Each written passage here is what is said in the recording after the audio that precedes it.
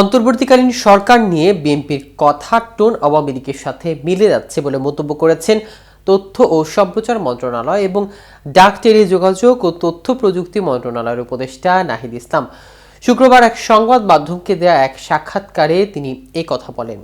কিন্তু কেন এমন মন্তব্য করলেন নাহিদ? মূলত বিএনপির কোন কথাকে আওয়ামী পন্থী হিসেবে মনে করেছেন এই উপদেষ্টা, তা নিয়ে বিস্তারিত থাকছে আজকের প্রতিবেদনের বাকি অংশে। কেটিভি নিউজ 24 চ্যানেল থেকে আপনাদের সাথে আছি আমি মাহমুদুর রহমান সিয়াম।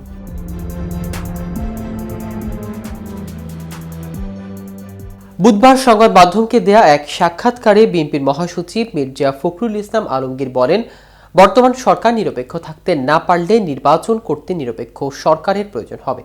এছাড়া শিক্ষার্থীদের রাজনৈতিক দল গঠন করলে সরকার থেকে বেরিয়ে আসা উচিত। এ বিষয়ে নাহিদ ইসলাম বলেন, সম্প্রতি আওয়ামী লীগের কেন্দ্রীয় কার্যনির্বাহী কমিটির সদস্য মোহাম্মদ আলী আরাফাত ফেসবুকে স্ট্যাটাস দিয়েছেন যে এটা অবৈধ ও অনির্বাচিত সরকার। একটা নিরপেক্ষ সরকার লাগবে। এই সরকারের অধীনে সুষ্ঠু নির্বাচন হওয়া সম্ভব না। সুতরাং একই কথায় আমরা যখন কথা বলতে দেখেছি, এটা কিন্তু একটা সন্দেহ তৈরি করে।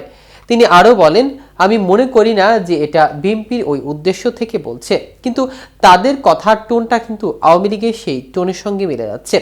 নিরপেক্ষ সরকারের অধীনে নির্বাচন প্রসঙ্গে তথ্য উপদেষ্টা বলেন, অভ্যুত্থান ও আওয়ামী লীগ সরকারের পতনের পর বিএনপি ও অংশীজনদের সমর্থনে সরকার গঠন হয়েছে। অন্তর্বর্তীকালীন সরকারকে তো আমরা নিরপেক্ষই মনে করেছি। বিএনপি কেন মনে করছেন না, এটা বিএনপির স্পষ্ট করে বলা উচিত। তরুণ এই উপদেষ্টা আরও জানান, তিনি রাজনৈতিক দলে যোগ দিলে সরকার থেকে বের হয়ে যাবেন।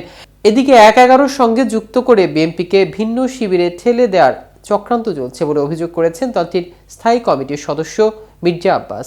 তিনি বলেন, আমি স্পষ্ট করে বলতে চাই, বিএনপিকে যারা ভিন্ন শিবিরে ঠেলে দিয়ে ফায়দা হাসিলের চেষ্টা করেছেন, এর পরিণতি কিন্তু ভালো হবে না।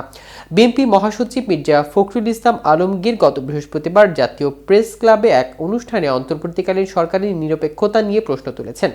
তার পাল্টায় সরকারের তথ্য ও সম্প্রচার উপদেষ্টা নাহিদ ইসলাম বলেন, মির্জা ফখরুলের নিরপেক্ষ সরকারের দাবি আরেকটা ১/১১ সরকার গঠনের ইঙ্গিত বহন করে। শুক্রবার এক দোয়া মাহফিলে নাহিদ ইসলামের অভ্যন্তরে জবাব দিয়ে মির্জা আব্বাস বলেন, ১/১১ নয়, যদি আপনারা এই ৫ আগস্টের পরে এই ধরনের কথাবার্তা সংঘাত বিভেদ সৃষ্টি করার কথা বলতে থাকেন, তাহলে কিন্তু গণতন্ত্রের চেহারা কোনোদিনও দেখবেন না। আমি বলবো, এই বিভেদ বিভ্রান্তি সৃষ্টি না করে দেশকে ঐক্যবদ্ধ রাখার চেষ্টা করুন।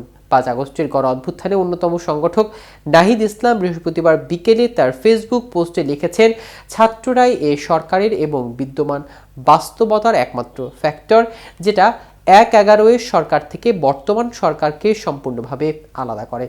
বিএনপি কয়েকদিন আগে -2 এর আলোচনা করলেও এখন ক্ষমতায় যাওয়ার পথ সুগম করার জন্য নিরপেক্ষ সরকারের নামে আরেকটি ১/১১ সরকারের প্রস্তাবনা করেছেন। এ ধরনের পরিকল্পনা গণতন্ত্র ও জাতীয় স্বার্থের বিরুদ্ধে যাবে এবং ছাত্র জনতা কোনোভাবেই তা মেনে নেবে না বলে মন্তব্য করেছেন নাহিদ। আমি মনে করি এটা বিএনপির বিরুদ্ধে ষড়যন্ত্র। দর্শক, আজ এ পর্যন্ত। এই ভিডিওটি সম্পর্কে কোনো মতামত থাকলে আমাদের কমেন্ট করে জানাতে পারেন। সাথে সাথে নিয়মিত আপডেট পেতে কেটিভি নিউজ 24 এর সাথে থাকুন। ধন্যবাদ সবাইকে।